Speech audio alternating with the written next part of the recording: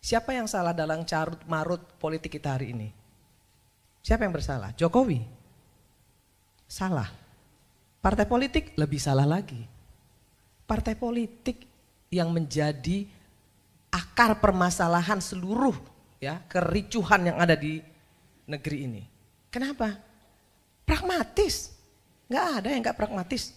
Semua partai politik korupsi. Betul nggak? Kita nggak usah tutup-tutupin itu. Golkar pernah nggak jadi oposisi? Nggak pernah. Di dalam terus kok. Maunya aman-aman aja. PDIP ini bagusnya jadi oposisi dia bagus. Tapi ketika dia menang dia nggak bagus. Karena ketika dia sebentar. Karena ketika dia menang dia diam seperti kura-kura. Tapi ketika dia kalah baru dia menjadi betul-betul jadi wong cilik. Itu pendapat saya. Soal kecurangan-kecurangan yang ada yang tadi dikasih tahu Mbak Bibip dan lain sebagainya hari ini di sini saya buka. Saya pelaku. Saya adalah caleg. Saya harus keluarkan uang sekian miliar untuk bisa duduk. Yang seperti Pak JK bilang tadi, betul. Tapi saya apresiasi sekali tadi Pak JK bilang kita bukan untuk menang-menangan. Kita mau cari solusi kan hari ini di sini. Bagaimana election kita ke depan ini harus lebih baik. Kan itu intinya. Kalau itu yang mau kita lakukan, perbaiki partai politik kita. Jangan pilih calon-calon anggota dewan yang dari oligarki politik. Jangan endorse pengusaha-pengusaha kotor untuk masuk di parlemen. Jangan endorse pelecehan seksual, pecandu narkoba, koruptor, masuk semua. Semua kenapa? Semua karena mengejar elektoral 4%. Siapapun yang bisa bawa kursi silahkan masuk. Asal bisa bawa kursi, itu yang merusak Pak JK. Jadi jangan juga PDIP mau ngomong bahwa yang salah itu semua Jokowi. Enggak, kita semua salah.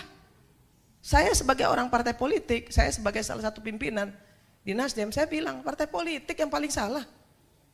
Yang mengendorse si Samsul siapa?